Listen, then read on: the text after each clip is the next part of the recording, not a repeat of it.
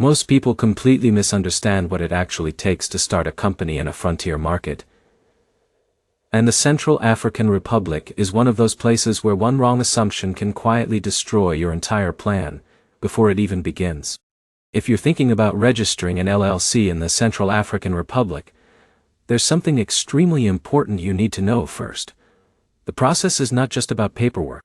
It's about navigating an environment where legal systems, infrastructure, and business realities work very differently from what most entrepreneurs are used to. And that single truth changes everything. Let me show you why. Imagine Michael. Thoughts. He's an entrepreneur searching for untapped markets. He's already explored Europe, Asia, and even parts of South America. But now, he wants something different, something with less competition and higher long-term potential. Then he comes across the Central African Republic. At first, it seems like a hidden opportunity. Natural resources, emerging markets, and a country that is still developing its business ecosystem. So he searches online for Central African Republic LLC registration. And at first glance, the information seems simple. But here's where things get interesting. The Central African Republic doesn't operate under a completely independent business law system. Instead, it is part of a regional legal framework known as OHADA, which governs business laws across multiple African countries. And this small detail changes everything about how you register a company. Because what Michael thought would be a simple national process is actually tied to a broader regional system with its own rules and structures. And this is where most people make their first big mistake. They try to apply their home country logic to a completely different legal environment. Now let's bring in Sarah. Sarah is an investor who wants to set up a trading business in the Central African Republic. She assumes she can quickly register an LLC, open a bank account, and begin operations. But this is where things can go very wrong. Under OHADA law, the equivalent of an LLC is called a SAR, which stands for Société à Responsabilité Limitée. It sounds familiar, right? But here's the problem. While the concept of limited liability exists, the process of forming a SARL involves specific legal steps, documentation, and local compliance that are very different from what Sarah expected. And because she didn't understand the system, she faced delays almost immediately. But here's the insight most people miss. In countries like the Central African Republic, the challenge is not just registration. It's execution.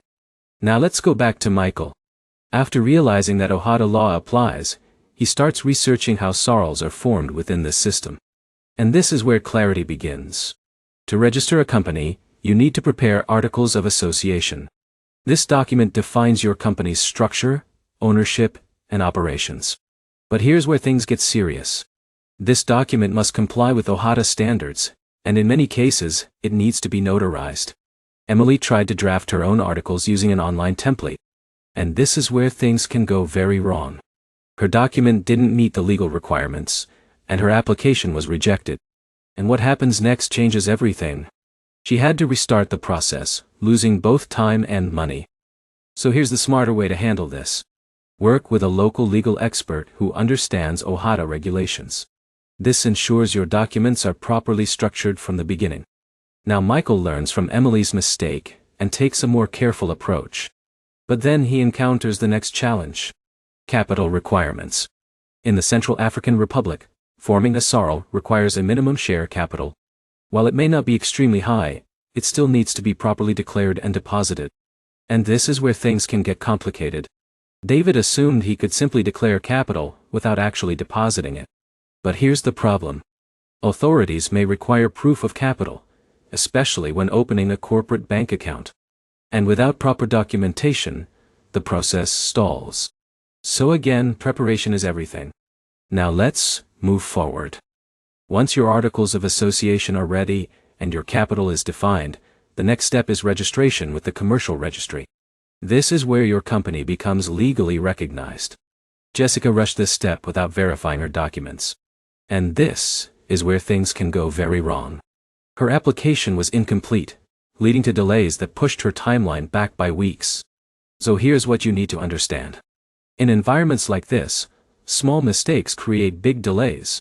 Now once your company is registered, you receive an official registration number. And this is a key milestone. But we're not done yet. Because this is where many people think they can start operating immediately. But there's one detail most people miss. You still need to handle tax registration. And this is where things can get complicated if you're not prepared. Daniel didn't register for taxes properly. And what happens next changes everything. He faced penalties that could have been avoided with proper guidance. So always ensure your company is registered with the tax authorities before starting operations. Now let's talk about banking. Opening a corporate bank account in the Central African Republic can be one of the most challenging steps. And this is where things slow down for many entrepreneurs. Banks require documentation, verification, and sometimes in-person presence. Zara thought she could handle this remotely. But here's where things get difficult. Without local presence or representation, the process becomes much harder. So what's the smarter approach? Work with a local partner or representative who can assist with banking procedures. Now, let's explore another critical aspect. Licensing. Depending on your business activity, you may need additional permits to operate legally. And this is where most beginners get caught off guard. Because not all industries are treated equally. Michael carefully checked his licensing requirements before launching. And this allowed him to avoid delays. But here's where things get interesting. If you start operating without the required licenses, you risk fines or even closure. So this step is not optional. Now, let's pause for a moment. At this point, you might feel like this process is complex, slow, and challenging. And you're not wrong. But here's the insight that changes everything. The Central African Republic is not a plug-and-play business environment. It's a frontier market. And frontier markets reward patience, preparation, and long-term thinking. Now, let's return to Michael. After navigating legal requirements, registration, banking, and licensing, his company is finally operational. And here's the mini payoff. He now operates in a market with less competition and significant long-term potential. But more importantly, he understands the system. And that gives him a powerful advantage. Because while others give up halfway, he moves forward with clarity. Now let's talk about timelines. How long does it take to register a company in the Central African Republic? The honest answer. It depends heavily on your preparation and local support. If everything is in place, it may take several weeks. But if you face delays, it can take much longer. And this is where preparation becomes your greatest asset.